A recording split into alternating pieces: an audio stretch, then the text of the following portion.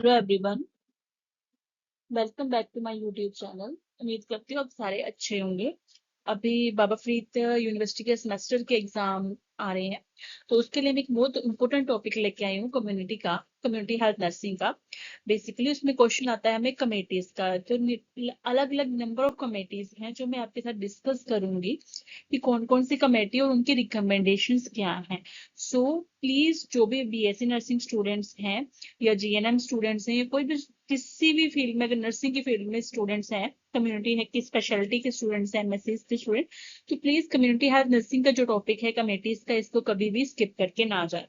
ये most important question है और ये आता ही आता है एग्जाम में। ऑल्दो ये क्वेश्चंस जो है हमें कॉम्पिटेटिव एग्जाम्स में भी कमेटी से देखने को मिल जाता है, चाहे वो स्टेट हो या सेंटर का कोई भी पेपर हो। तो let's start the topic community health nursing का।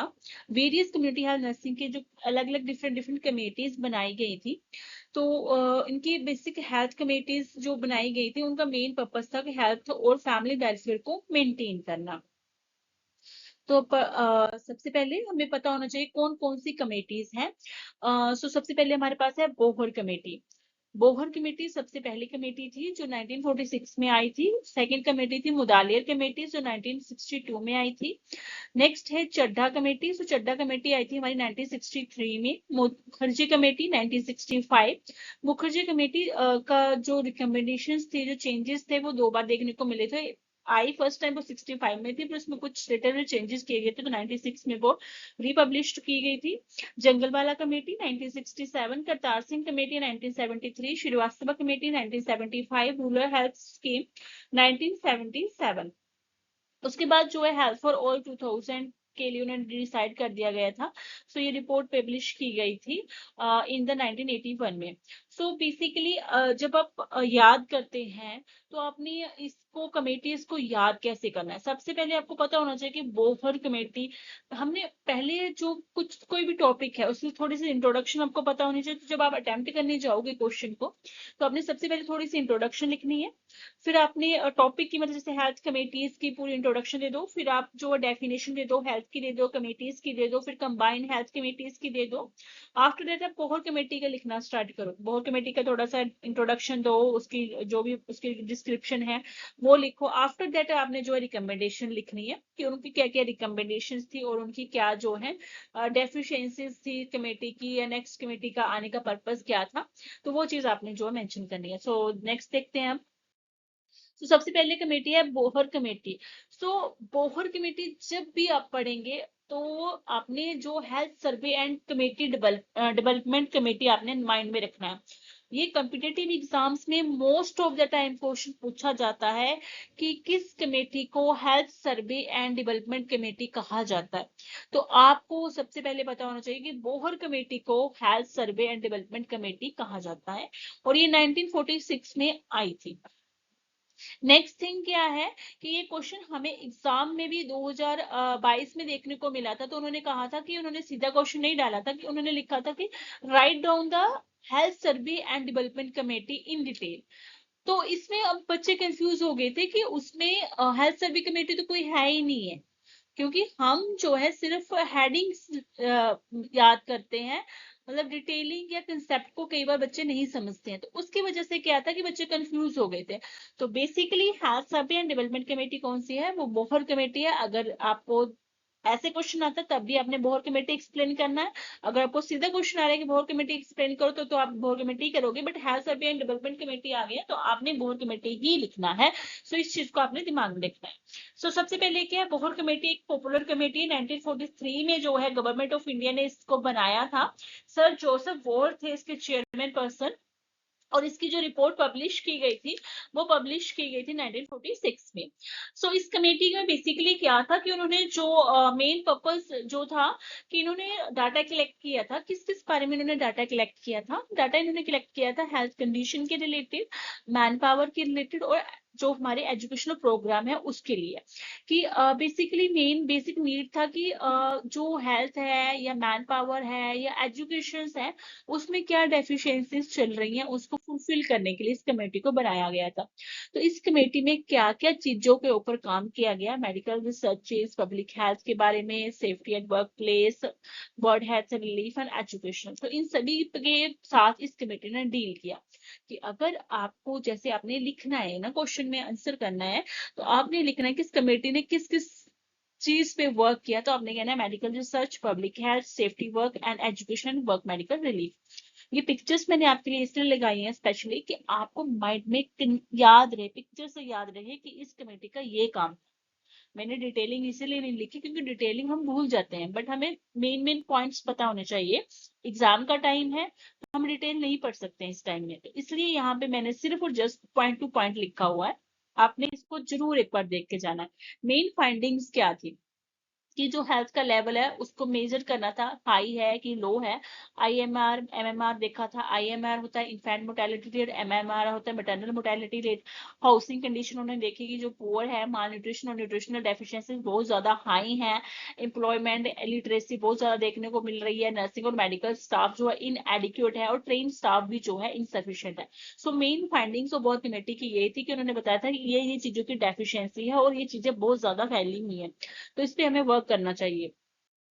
नेक्स्ट मेन फाइंडिंग क्या थी कि उन्होंने वे वही चीज मैंने जो आपको पीछे एक्सप्लेन की है वही इसके डिस्क्रिप्शन में लिखा हुआ है कि कंट्री का जो हेल्थ स्टेटस है बहुत ज्यादा लो है, मर्टेलिटी रेट जो है बहुत ज्यादा हाई है, मैटरनल मोर्टेलिटी जो मतलब मदर की डेथ है या बच्चों की डेथ है, हाउसिंग कंडीशन पुअर है और माल न्यूट्रिशन जो इंडिया में काफी ज्यादा जो है फैला हुआ था। नेक्स्ट उन्होंने दी रिकमेंडेशन। तो सबसे पहले हमने पढ़ा था क्या, कि बोहर कमेटी क्या है, किसने दी है, उसकी मेजर फाइंडिंग्स क्या है, फाइंडिंग्स क्या है। अब बात करेंगे रिकमेंडेशन। तो बेसिकली मेनली इन्होंने रिकमेंडेशन क्या किया कि इन्होंने कहा कि हमें जो प्रिवेंटिव और क्यूरेटिव सर्विसेज देनी चाहिए। प्रिवेंटिव मतलब कि होने से पहले उस चीज को स्टॉप कर देना, और क्यूरेटिव मीन्स कि हो चुकी है अब हमने इसको कैसे हैंडल करना है। तो उसको हमने जो बेसिकली उन्होंने रखा कि इन दोनों की इंटीग्रेशन, मतलब कि इन्होंने कहा कि इनको जोड़ के चलना चाहिए हमें, कि हमें प्रिवेंशन पे भी ध्यान देना चाहिए और क्यूरेशन पे भी ध्यान देना चाहिए। बेसिकली जो है दो तरह के गोल आए थे, short term and the long term goals. So major change उन्होंने क्या किया था कि जो मेडिकल एजुकेशन है उसमें 3 मंथ का जो उन्होंने ट्रेनिंग पीरियड ऐड किया प्रिवेंटिव एंड सोशल मेडिसिन, ताकि जो जो फिजिशियंस हैं वो सोशली प्रिपेयर हो सके। लॉन्ग टर्म गोल की बात करूंगी तो लॉन्ग टर्म गोल में उन्होंने 3 मिलियन प्लान दिया था, जिसमें उन्होंने प्राइमरी और सेकेंडरी यूनिट्स बनाए थे। प्राइमरी यूनिट्स में उन्होंने कहा था कि जो हॉस्पिटल है वो जो है 75 बेडेड होना चाहिए, और जो सेकेंडरी यूनिट है, सेकेंडरी हॉस्पिटल है, वो 650 बेडेड होना चाहिए। प्लस उन्होंने कहा था कि जो प्राइमरी हेल्थ केयर सेंटर्स हैं वो 10 से 20 हजार जो है पॉपुलेशन को कवर करेंगे, मतलब पीएचसी हमारे हो गए, और जो हमारे सॉरी सीएचसी जो हमारे हो गए। नेक्स्ट आगे उन्होंने कहा था कि जो हमारे डिस्ट्रिक्ट के हॉस्पिटल्स हैं वो अराउंड जो है बेसिकली रीजनल लेवल पे अगर बात करेंगे तो वो 2500 के बेड के अराउंड होने चाहिए। तो ये सारी चीजें थी लॉन्ग टर्म की। नेक्स्ट बात करते हैं हम लॉन्ग टर्म से। बेसिकली 3 यूनिट्स में क्या था कि जो प्राइमरी में बेसिकली क्या था कि जो 15 to 25 जो यूनिट्स हमने कवर करने थे, और सेकेंडरी में 650 बेडेड होना चाहिए था, बेसिकली डिस्ट्रिक्ट यूनिट्स होने चाहिए थे, और बेडेड की जो संख्या है वो उन्होंने बेसिकली उन्होंने बताई। तो बेसिक मेन चीज क्या था कि हमने क्या करना है कि अगर प्राइमरी हेल्थ यूनिट में कोई पर्सन ऐसा आ गया है कि जिसको प्राइमरी हेल्थ सेंटर्स नहीं डील करते, तो उन्होंने क्या करना है, उनको रेफर कर देना और कंसल्टेशन के लिए जो है फर्दर उनको सजेस्ट करना है। नेक्स्ट था हमारे पास सेकेंडरी। सेकेंडरी में बेसिकली क्या था कि हमारे पास जो है एडमिनिस्ट्रेटिव और टेक्निकल स्टाफ होना चाहिए, मतलब डॉक्टर्स होने चाहिए, नर्सिस होने चाहिए, सैनिटरी इंजीनियर, मतलब हमें जो हॉस्पिटल में स्टाफ रिक्वायर्ड है वो प्रॉपरली सेकेंडरी यूनिट में होना चाहिए। नेक्स्ट था कि basically in district hospital. So district hospital में बेसिकली क्या है कि जो डिस्ट्रिक्ट हॉस्पिटल है वो हमारे पास जो है अराउंड 2500 बेडेड होना चाहिए। ये हमारे लॉन्ग टर्म गोल थे। बेसिकली अगर हम बात करेंगे डिस्ट्रिक्ट हॉस्पिटल में, अब हमें पता ही है कि डिस्ट्रिक्ट हॉस्पिटल में सारे डिपार्टमेंट्स होने जरूरी हैं, ENT, dermatology, medicine, surgery, OBG, paediatrics, और स्पेशली स्टाफ भी जो है अवेलेबल होना चाहिए, नर्सिंग स्टाफ, फिर ही जो है हेल्थ को मेंटेन किया जा सकता है और कॉम्प्रिहेंसिव सर्विसेज उनको प्रोवाइड की जा सकती है। सो नेक्स्ट बात करते हैं अब हम short term goals. Short term goal में बेसिकली क्या था कि जो प्राइमरी हेल्थ सेंटर्स थे, पीएचसी थे, उनकी पॉपुलेशन 40,000 रखी गई थी। 4 पीएचसी में अगर 4 प्राइमरी हेल्थ यूनिट्स हैं तो उसमें 30 बेडेड होना चाहिए हॉस्पिटल। अगर 10 से 15 प्राइमरी हॉस्पिटल्स की बात करें तो उनका कंबाइंड जो बेड रेशियो है वो 200 बेडेड होनी चाहिए। एट द एंड जो ऑफ द 10 ईयर्स है इंक्रीज टू द, मतलब 10 साल के बाद जो है ये 500 तक पहुंच जाएगी। अगर हम बात करें कि अब पैटर्न उन्होंने बताया कि अगर आपके पास 40,000 पॉपुलेशन है तो आपके पास कितना स्टाफ होना चाहिए। सो आपके पास प्राइमरी हेल्थ सेंटर में मेडिकल ऑफिसर 2 होने चाहिए, नर्सिस 1 हो गया, पब्लिक हेल्थ नर्स 4 हो गई, midwife 4, train dice 4, health care assistant 2 होने चाहिए, sanitary inspectors 2, pharmacist 1, and the class 4 worker is also in the 15. So this is the staffing pattern from the primary healthcare units. तो आपको as it is ये चीजें याद करने की जानी होंगी। बेसिक मेन काम क्या था उनका कि target was not achieved due to the lack of doctor, nurses and the other faculties. तो बेसिकली इस जो कमेटी की अगर आप डेफिशिएंसीज कहें या फिर लैकिंग कहें तो इसकी यही थी कि जो डॉक्टर्स और नर्सेज की जो रिक्वायरमेंट्स थी या अदर फैसिलिटीज थी वो फुलफिल नहीं हो पाई। सो अब बात करते हैं मुदालियर कमेटी की। तो मुदालियर कमेटी और जो हमारी बौहर कमेटी में, उसमें अगर आप टर्मिनोलॉजी में देखें तो उसमें भी health survey and development committee था, यहाँ पे क्या है प्लानिंग कमेटी है। तो आपने अगर क्वेश्चन आता है कि health survey and planning committee लिखो तो आपने मुदालिर कमेटी लिखना है, अगर डेवलपमेंट आ गया तो आपने बोहर कमेटी लिखना है। इस चीज को आपने ध्यान में रख के चलना है, ठीक है, भूलना नहीं है।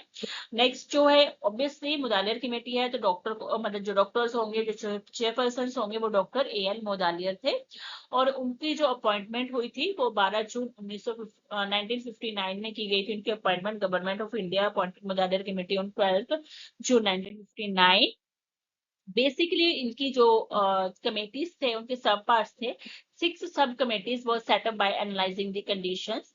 सो इन्होंने public health, medical relief, population problems, communicable diseases, professional education, drug, medical appliance, तो ये सारी चीजों पे इन्होंने जो है अपनी मतलब एक सेटअप किया था कि हमें इन इन फील्ड में काम करना है और इन इन फील्ड में प्रॉब्लम्स हैं तो इनको हमने सॉल्व करना है। तो इनकी अलग से हैं, हमने बहुत की भी अलग से पढ़ी थी, ठीक है। तो उन्होंने डॉक्टर्स या स्टाफ की शॉर्टेज ज्यादा बताई थी।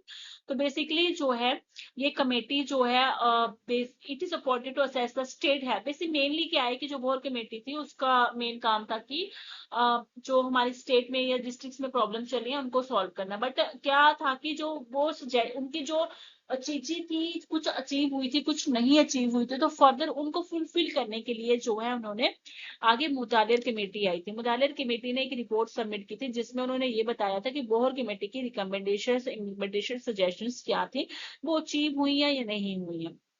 सो बेसिकली हेल्थ जो है बेसिकली उन्होंने ये बताया कि जो हेल्थ का लेवल है अभी अनसेटिस्फैक्टरी है और गिव द रिकमेंडेशंस। सो उन्होंने रिकमेंडेशंस दी। उन्होंने क्या कहा कि जो हमें पीएचसी है उनको और ज्यादा स्ट्रेंथ करने की जरूरत है और जो बेसिकली जो है एक पीएचसी की जो संख्या है वो 40,000 होनी चाहिए। उनको डिस्ट्रिक्ट हॉस्पिटल से उनको जो है अपना स्ट्रेंथ अप करने की जरूरत है। रेफर जो सिस्टम है उसको गुड करने की जरूरत है। इन्होंने जो रिकमेंडेशंस थी मेडिकल और हेल्थ की उनकी इंटीग्रेशन की जो बोर्ड कमेटी ने दी थी और इन्होंने क्रिएट किया था ऑल इंडिया हेल्थ सर्विस, ताकि जो जो ऑल इंडिया हेल्थ सर्विसेज को उन्होंने क्रिएट किया था किसकी जगह पे क्रिएट किया था, रिप्लेस था इंडियन मेडिकल सर्विसेज को। ये थी हमारी मुतालिर कमेटी। अब है हमारे पास चड्डा कमेटी। सो 1963 में ये आई थी। सो बेसिकली आपने इस पिक्चर को याद रखना है। मेनली ये इस कमेटी ने जो मतलब मेनली जो काम किया था या बहुत कह सकते हैं कि हाईली रिकमेंडेशन इनकी किसके ऊपर थी, मलेरिया के ऊपर थी, ठीक है। तो ये मॉस्किटो की पिक्चर आपने ध्यान में रखनी है। अगर चड्डा कमेटी आ गई मतलब कि इन्होंने मॉस्किटोस के ऊपर काम किया है, ठीक है। अगर आपकी बोहर कमेटी आ रही है तो उन्होंने जनरल जो मदर मोर्टेलिटी रेट है या बर्थ मोर्टेलिटी रेट है उस पे उन्होंने मतलब हेल्थ के रिलेटेड उन्होंने सारा काम किया था। या डॉक्टर्स की सफिशिएंसी डेफिशिएंसी, स्टाफ की डेफिशिएंसीज, ये सारी चीजें उन्होंने बताई थी। और मुदालत कमेटी ने उनकी रिकमेंडेशन जो फुलफिल नहीं थी हुई थी यूनिवर्सिटी के लिए, उन पे काम किया। चड्डा कमेटी जो है डॉक्टर चड्डा, MS चड्डा, उन्होंने दी थी। और बेसिक मेन जो है इन्होंने क्या किया था, national malaria eradication program start किया था। तो जो हमारा मलेरिया नेशनल मलेरिया प्रोग्राम था वो 1956 में आया था। तो 1963 में जो है उन्होंने इरेडिकेशन प्रोग्राम दे दिया था।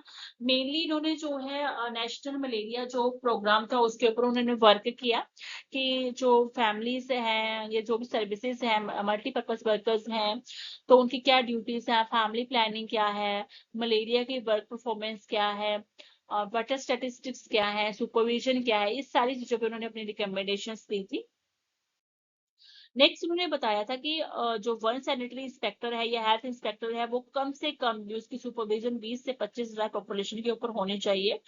प्लस उन्होंने क्या कहा था कि जो PHC है उनमें जो है लैब टेस्ट की फैसिलिटी अवेलेबल होनी चाहिए। मल्टीपर्पज वर्कर्स जो है एडिशनल स्टडीज को जो है वो देखेंगे। तो ये थी हमारी चड्डा कमेटी। अब नेक्स्ट है हमारी Mukherjee committee. So Mukherjee committee 1965 में आई थी और इसकी रिकमेंडेशंस जो है, the recommendation of Chadha committee when implement were found in practical because basic health workers with their multiple functions could do justice neither to be malaria work nor the family planning। So basically क्या है कि उन्होंने ये कहा था कि जो चड्डा committee की जो रिकमेंडेशंस थी वो फुलफिल क्यों नहीं हुई, क्योंकि उनमें जो वर्कर्स थे उनके पास बहुत ज्यादा काम था। वो इनजस्टिस था कि दो चीजों को साथ में लेके चलना मुश्किल था। उन्होंने मलेरिया और फैमिली प्लानिंग को कंबाइन कर दिया था।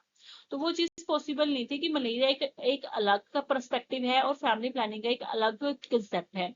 तो उस चीज के लिए वर्कर्स के लिए काफी बर्डन का काम था। तो मुखर्जी कमेटी के जो हेड थे वो श्री मुखर्जी थे। और उनकी बेसिक उन्होंने फैमिली प्लानिंग के ऊपर जो बात की थी कि फैमिली प्लानिंग क्यों जरूरी है, फैमिली प्लानिंग प्रोग्राम के ऊपर एक सेपरेट स्टाफ होना चाहिए, मुखर्जी कमेटी ने कहा था। क्योंकि चड्डा कमेटी ने दोनों प्रोग्राम अपना मलेरिया और मुखर्जी इकट्ठा कर दिया था। तो फैमिली प्लानिंग के बारे में उन्होंने बताया कि फैमिली प्लानिंग में बेसिकली जो है असिस्टेंट होनी चाहिए, ताकि जो फैमिली प्लानिंग की ड्यूटीज हैं उनको हम क्लियरली उनको समझा सकें, what is the family planning, what is purpose, what is indication, each and everything will be. Workers को पहले क्लियर होना चाहिए उसका पर्पस, आफ्टर दैट हम जो है पब्लिक को अवेयर कर सकते हैं। Divide the staff for malaria and the family planning. तो जो चट्टा कमेटी ने कंबाइंड स्टाफ अपॉइंट किया था, इन्होंने क्या किया था कि इन्होंने मलेरिया और फैमिली प्लानिंग का स्टाफ जो है सेपरेट कर दिया था। नेक्स्ट मुखर्जी कमेटी ने जो है किस किस चीज पे काम किया, कौन कौन से प्रोग्राम मास प्रोग्राम लेके आए, वो फैमिली प्लानिंग प्रोग्राम लेके आए, smallpox, leprosy, trachoma, national malaria जो हमारा प्रोग्राम है उसके ऊपर उन्होंने बात की थी। डिफिकल्टीज क्या क्या उन्होंने फेस की, शॉर्ट फंड उनको मिले, तो उसके ऊपर उन्होंने जो है इसकी डिस्कशन जो सेंट्रल काउंसिल ऑफ हेल्थ में उन्होंने की थी, जिसकी मीटिंग जो बैंगलोर में 1966 में कंडक्ट की गई थी। आफ्टर दैट उन्होंने रिकमेंडेशंस बेसिकली क्या थी कि इस कमेटी ने जो कैंप अप्रोच थी वो फेल्ड हो गई थी। फैमिली प्लानिंग बस मोस्ट कैरेक्टरिस्टिक्स मतलब बेसिकली हम IUD के बारे में पब्लिक को अवेयर नहीं कर पा रहे थे। रूरल हेल्थ प्लानिंग मिशन एक होना चाहिए था, क्योंकि जो रूरल पब्लिक है उसको अवेयर करना बहुत जरूरी था, क्योंकि उस पब्लिक में काफी ज्यादा प्रॉब्लम्स देखने को मिलती थी। तो उन्होंने PHC, MCH and FB services को कंबाइनली इंटीग्रेट कर दिया था। नेक्स्ट उन्होंने क्या किया था कि इन्होंने एक हेल्थ विजिटर की विजिट रखी थी PHC में, स्पेशली जो है बेसिकली ANMs को जो है सुपरवाइज करेंगे कि वो अपना टारगेट के ऊपर वो काम कर रहे हैं कि नहीं काम कर रहे। मेन इनकी रिकमेंडेशंस क्या थी कि जो पेमेंट के थ्रू हम पब्लिक को मोटिवेट कर सकते हैं। और मेन काम क्या था कि जो अर्बन हमारी पॉपुलेशन है उसको हमने ज्यादा से ज्यादा अवेयर करना है और 50,000 तक पॉपुलेशन हमारी कवर होनी चाहिए। नेक्स्ट हमारी कमेटी है फिफ्थ कमेटी चड्डा के जंगलवाला कमेटी। तो जंगलवाला कमेटी को हम क्या कहते हैं, committee of integration of health services 1964 में आई थी। अगर आपको क्वेश्चन आता है कि write down the committee of integration of health services in detailing, तो आपने जो अपनी जंगल वाला कमेटी है उसको आपने मेंशन करना है। तो basically doctors of national institution of health administration and education के डॉक्टर थे ये, और इन्होंने बेसिक मेन सभी बातों पे काम मतलब प्रॉब्लम्स के ऊपर डिस्कस किया है, हेल्थ सर्विसेज का, वॉयलेशन ऑफ प्राइवेट प्रैक्टिसेस का।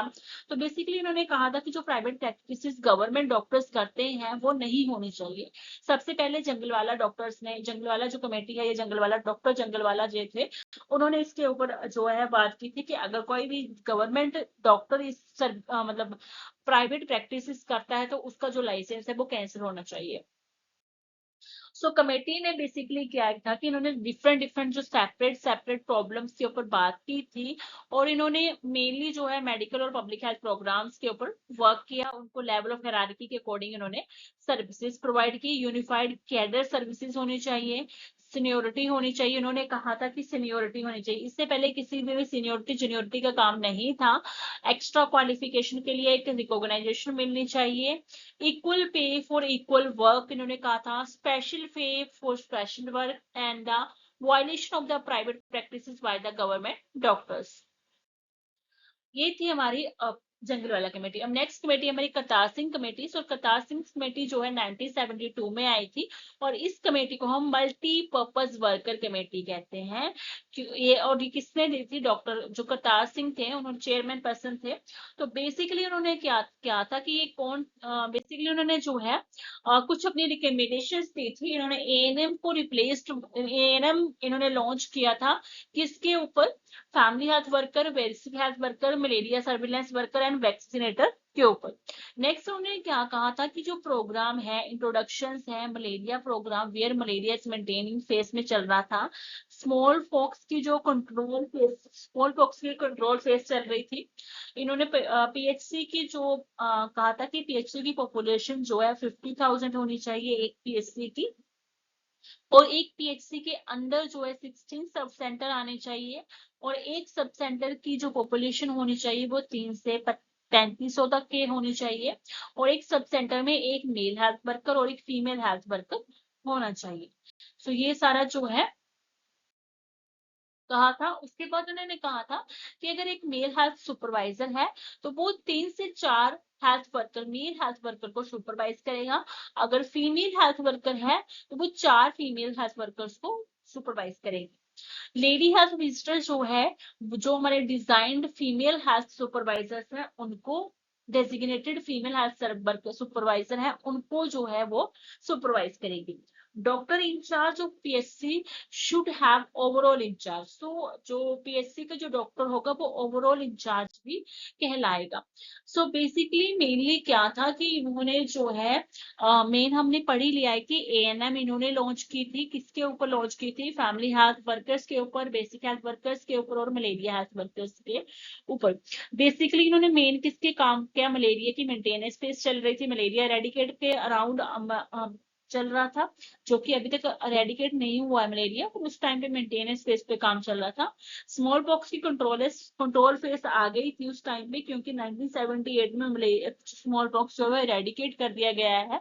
19 सो पीएचसी में बेसिकली उन्होंने पॉपुलेशन बताई थी और सब सेंटर की रेशियो बताई थी, जो हमने पीछे भी डिस्कस किया है।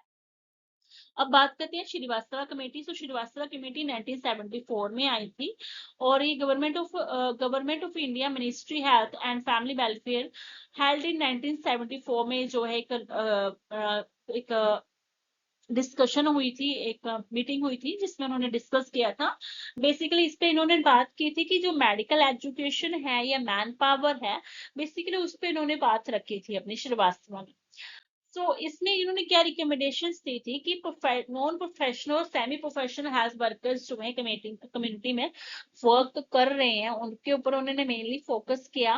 कम्युनिटी में कितने डॉक्टर्स होने चाहिए, हेल्थ वर्कर्स कितने होने चाहिए, मल्टीपर्पज वर्कर्स कितने होने चाहिए, मल्टी प्राइमरी हेल्थ वर्कर्स कितने होने चाहिए, रेफरल सर्विसेज के ऊपर, मेडिकल एंड हेल्थ एजुकेशन के ऊपर इन्होंने जो है, और जो अंडर ग्रेजुएशन कोर्सेज हैं उसको प्रॉपरली इन्होंने प्रेफरेंस दी थी।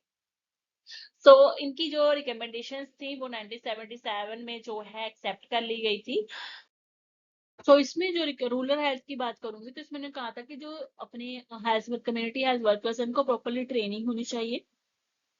जो हमारी मेडिकल एजुकेशन है रूरल पीपल्स की, मेडिकल कॉलेजेस की, वो प्रॉपरली स्ट्रेंथ अप होनी चाहिए, ट्रेनिंग मिलनी चाहिए, रीओरिएंटेशन होनी चाहिए जो मल्टीपर्पज वर्कर्स काम कर रहे हैं उनको।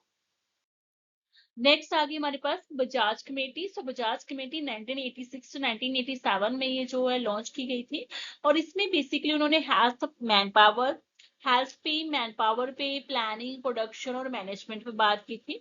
और इनके जो चेयरमैन पर्सन थे वो थे professor J.S. Bajaj, professor of medicine AIIMS in new Delhi. तो उन्होंने क्या रिकमेंडेशंस दी थी कि उन्होंने कहा था कि जो एजुकेशन कमीशन है हेल्थ साइंसेज का प्रॉपरली जो है लाइंड होना चाहिए अंडर ग्रेजुएशन कोर्सेज का। Health science universities various states में जो है होने चाहिए, यूनाइटेड स्टेट होने चाहिए। मैन पावर्स प्रॉपरली हर स्टेट में अवेलेबल हो, मेडिकल एंड हेल्थ एजुकेशन के ऊपर फोकस किया जाए, पॉलिसीज बनाई जाए, national health man power policies होनी चाहिए। प्रिपेयर किया गया curriculum for the school teachers के लिए, ताकि जो होलिस्टिक अप्रोच है social, moral, health and physical education है वो बच्चों को प्रोवाइड की जाए। हेल्थ स्टैटिस्टिक्स के ऊपर इन्होंने बात की कि ताकि उसके ऊपर हम वर्क करें तो जो इम्प्रूव हो सकती है क्वालिटी ऑफ हेल्थ। प्लस इन्होंने जो है इंडियन सिस्टम में होम्योपैथी जो है इन्होंने नेशनल हेल्थ प्रोग्राम में जो है इसको एडअप किया।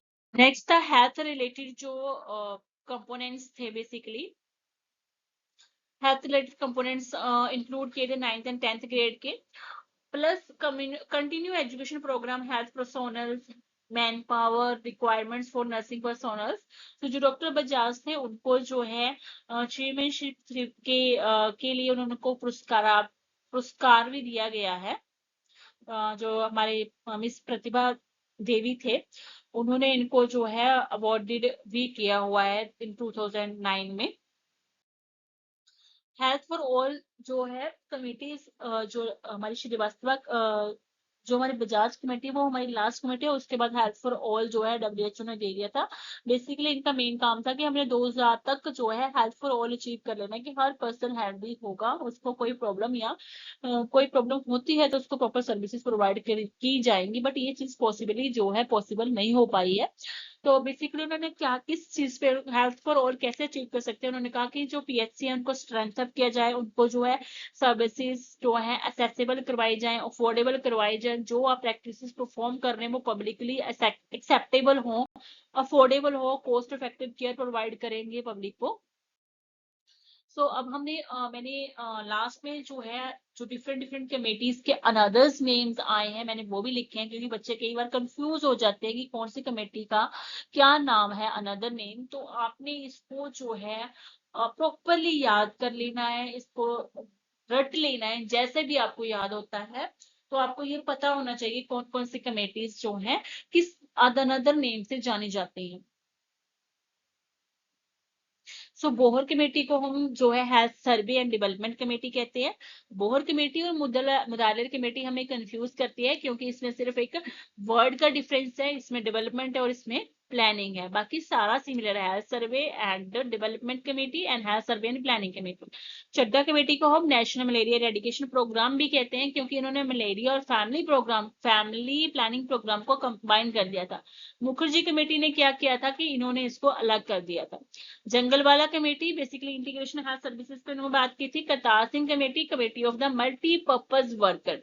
तो अगर करतार सिंह कमेटी का नाम आएगा तो करतार सिंह कमेटी ने मल्टीपर्पज वर्कर की बात रखी थी। अगर श्रीवास्तव कमेटी की बात करूं तो श्रीवास्तव कमेटी ने जो है मेडिकल एजुकेशन और जो हमारी मैन पावर है उसको सपोर्ट करने की बात की थी। जो हमारी बजाज कमेटी है उसने man power, planning, production and management की बात की है। तो अगर आप इस कंसेप्ट को समझ लेंगे ना कि बोहर कमेटी ने क्या कहा, मुदालिर कमेटी ने क्या कहा, जस्ट इसमें उन्होंने क्या क्या रिकमेंडेशंस दी हैं, किस किस चीज पे काम किया है, बस, और कुछ नहीं है, कोई कंफ्यूजन नहीं है। मोस्ट इंपोर्टेंट आपने पेपर में जो पढ़ के जानी ही जानी है वो है हमारी Bohr committee, Mudaliar committee, Chadha committee. मेस्टली के लिए पहली तीन कमेटीज जो है आते ही आते हैं, कई बार करतार सिंह कमेटी भी आ जाती है। बाकी आपने पढ़ के जानी है, बट जो मेनली आपको आनी चाहिए बोहर कमेटी या मुदालिर कमेटी में से क्वेश्चन बनता ही बनता है। तो आपने इन दोनों को तो स्किप नहीं करना है, और मैंने कोशिश की है कि आपको छोटे से छोटे तरीके से छोटे नोट्स के थ्रू मैं आपको क्लियर करवा सकूं, कि आपको समझ आ जाए कि ये टॉपिक्स कंफ्यूजिंग भी है और याद करना भी मुश्किल और बोरिंग भी है। तो आप पिक्चर्स जो मैंने लगाई हैं उस चीज को ध्यान में रखना और अच्छे से करना, पेपर अच्छे होंगे। Thank you. सो उम्मीद करती हूँ आपको मेरे टॉपिक्स अच्छे लगते होंगे। प्लीज मेरे चैनल को लाइक करें, शेयर करें, सब्सक्राइब करें। और अगर आपको कोई और भी टॉपिक्स पढ़ने हैं, आपको लगता है कि हमें ये टॉपिक्स नहीं आ रहे हैं, तो आप मुझे कमेंट कर सकते हैं। मुझे आपकी सपोर्ट की बहुत जरूरत है। Thank you so much.